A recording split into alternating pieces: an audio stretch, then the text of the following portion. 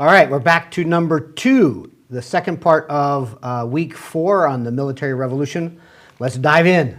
So we're looking at, we've left off looking at traditional to modern, this shift, this revolutionary change that took place in the military in the 3 categories: artillery, engineering, and tactics and training. And so we're going to just dive right into the first one, and that is artillery. There was a time when there wasn't such a thing as cannons. There was, it was all close up sort of fighting, sword fighting, things of that sort. But the cannon allowed for distance fighting. It also allowed for mobile fighting, because you could put cannons on wheels or put them in wagons, and you can travel with them wherever you might go. You can put them on board ships, like the one that's in this picture. And it becomes just an absolute death trap to anybody that happens to want to cross paths with these particular innovations. Here's one. You're looking at probably close to 30 to 60 different cannons along this particular warship. And mind you, what was involved with that? They had to build a bigger ship that could able to handle all that weight. That's a lot of iron. That's a lot of metal that's holding this particular vessel afloat, so to speak. So that was another big one. The idea of engineering was another sort of innovation of its time. Remember back when I said that the castles were pretty much flat-walled, thick, tall, and that was about it. Well, in this time frame, during this revolution of change, fortresses began to play with construction and angles. And if you look at this particular one, this is, I believe, in Paris or in France. This was right on a river. And if you notice all of the angles, so if I am an attacker, I am trying to attack this fortress, I have to deal, and I'm trying to come at it from any angle. If I'm trying to come at it from this angle over on this side, parallel to the river, if I'm coming in this side, I have people that are trying to shoot me from this side and attacking me this way, from this way, from this way, from this way. They're all at different angles. You don't have a smooth line to sort of fight against. You're fighting against people from multiple angles. You'll also notice that in the diagram, instead of the walls being straight up and on some sort of foundation, but straight up, they're tilted. They're tilted. They figured that as artillery, as weapons come toward the wall, boulders, remember the big like slingshot type of things? They would go and then bah, right? Well, those particular things would not just hit a flat wall now, they would hit and deflect. So the amount of force that it would take to knock down or break through these walls was raised by a huge magnitude. It took a lot more force to get through these angled walls. Army out here attacking, they have to attack this way in order to get it to break down. That was a new innovation. So engineering, fortress design was a new thing during this time. The other one was just tactics, how we fought and who fought. The development of professional soldier was seen again in many countries. The Prussian infantry of the 1700s was one of the toughest military forces in Europe. They were known for their precision work and their precision fighting. They drilled extensively on the field before they went out to battle. These guys knew how to fight, and they fought in lines, lined infantry. And so you would have multiple lines all lined up, and it could be 20 to 50 long, however long the leader wanted it to be. They could line them all up. They're all with their muskets, right?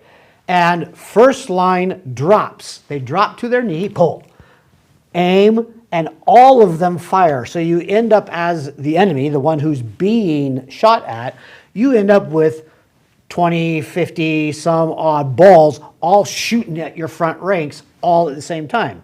And just about the time you recover from that, just upon you cover for that, you end up with that front row standing up, walking to the back side of these lines of infantry, and the next guy, the next row, is ready to come up, drop, aim, boom, and you got another 50 or whatever cannonball or small little balls shooting at your chest.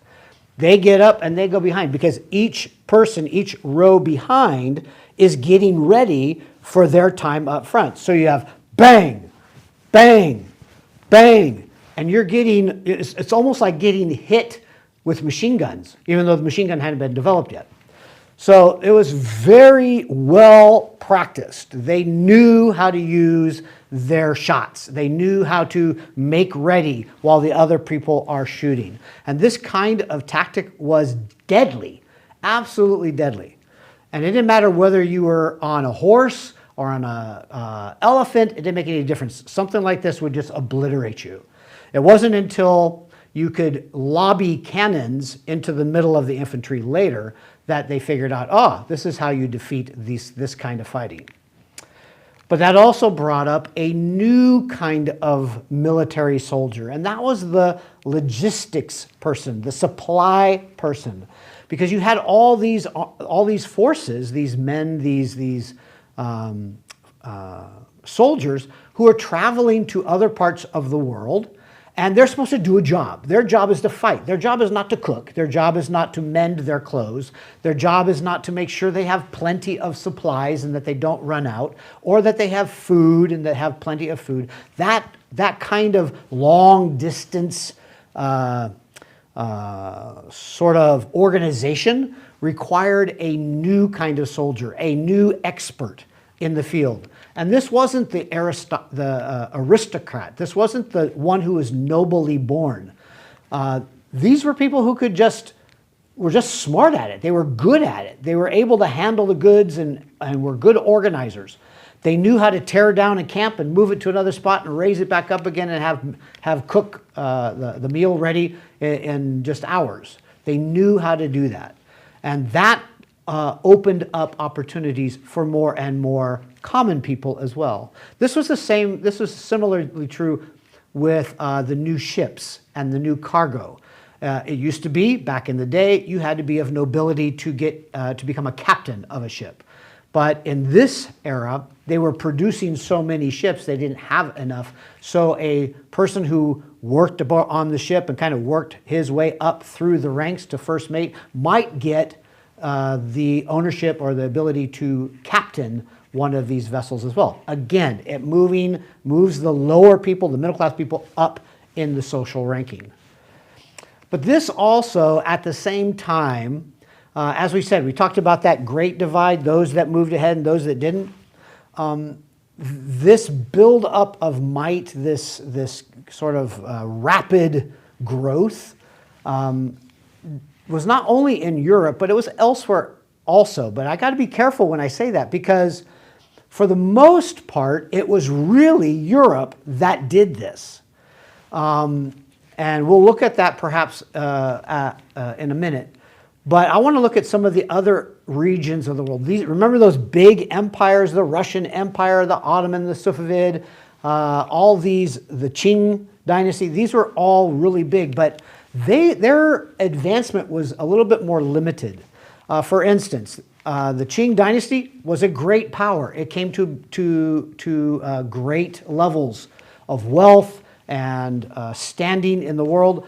It was able to very easily beat the Mongols, the Mongolians in the north. The Mongolians were pretty much tribal clans. They moved in kind of like hordes. Their advancement was not as advanced as the Qing dynasty, who had the gunpowder, who had the more advanced military technology. So the Qing dynasty was able to put them down. Same thing with the Manchuria region up in the northeast. So although the Ming dynasty, which was before the Qing, that Ming dynasty, which is that dark orange, was first. The Manchurians came down, overcame the Ming dynasty, developed the Qing dynasty, and then expanded into all that upper area above it. That's kind of like a pale orange. and became this huge dynasty. But then they kind of retracted, remember? They kind of retracted and said, well, we're going to take care of our own. We want to keep our own traditions. And so although the industry there was comparable to, say, that of Europe, overall, it sort of stagnated there. It just kind of stopped. It didn't go very much farther. Russia, another really, really big empire, a big country. The dark purple is where we begin in the 1600s as time goes on, while Europe, the rest of Europe, is developing its military, its commercialism. Russia is sort of growing land, I guess you could say that. They're just kind of taking over more and more land. Peter the Great has gone to Europe. He has visited there. He has traveled there for about 2 years. He has come back, bringing shipbuilding and things like that back to Russia. So Russia's starting to develop, but it's still way too big. It's huge. And trying to manage the hugeness and keep that in unity, in order, is just very, very difficult. So they don't become a very important or powerful power during this time. And here we go again. So the Manchu Qing Empire, the Safavid Empire, the Ottoman Empire, the Russian Empire, the Mughal Empire, all these are huge. They're there, but they're not really doing a whole lot. They're still hanging on to tradition, or they just don't have the resources and the ability to catch up to Europe, that little piece hanging out to the side. So why does Europe become the greater of the great powers? Well, it's not that difficult to look at or to deduce. Look at the countries that are there. Look at the regions. You see how there's like tons and tons of them, all close up, tiny, tiny, and they're all, butted up against one another. And that's a small little peninsula. It's a little finger sticking out of the side of Russia almost. Okay, although don't tell Europeans that, because they'll get mad. But yes, they're just like this little peninsula hanging out. It's not that much land. And so they're constantly fighting one another. That's why they become the greater power of all the powers. Why? Because they have to solve their own problems faster.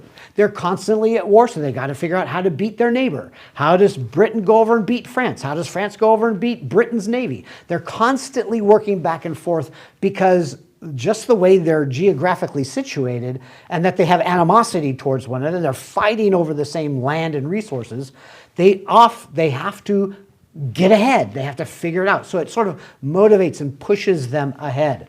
That extreme pressure to better one's military is the name of the game. That's the bottom line, is how can I beat the other guy? And that is really, really present. One other little element that sort of rises out of this is after the Gutenberg press was developed in the late 1400s, we end up with mass production, wide range printing of knowledge and information, and the sharing of that knowledge. Remember I told you that we had these science academies, these places that were trying to innovate and come up with new ways of doing things? Well, here's an example. This was a treaty on how to discipline military, how to train them up. This is just one pamphlet by Humphrey Bland. He kind of puts this all together, and it's shared. It's allowed to go out to all the different commanders in the region, and they all learn from one another. It's just a fantastic way of getting information out to so many different people, and knowledge and innovation and the latest thing to hit the military theater is out there. People can see it and read it. And that's why Europe becomes the greatest of great powers and leaves sort of everybody in the dust. That is that divide. They are becoming so different from everybody else. So you put the commercial and the military revolutions together, there's a lot of bleed over. They're helping one another. The commercial, through the mercantile fiscal military state, is feeding money back to the powers that be so that they could build up their military, build up their weaponry, figure out how to do better at fighting, how to do better at protecting their own. So they build larger, stronger navies, armies, things of that sort, weaponry. But the military then feeds back on the commercial, those enterprises of trade and commerce and things like that. It's feeding back because it can protect and it can govern and it can watch the interests of the mother country that's sponsoring all of these developments. If someone tries to take it over, there's the military right there to put it down and squish it.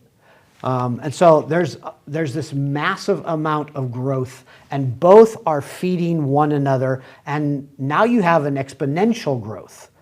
Each is compounding and making the other one even stronger. And on top of all this, you have a series of soft skills. The supply person, the organizer, the logistics person, the layman captain who is rising up in the military ranks.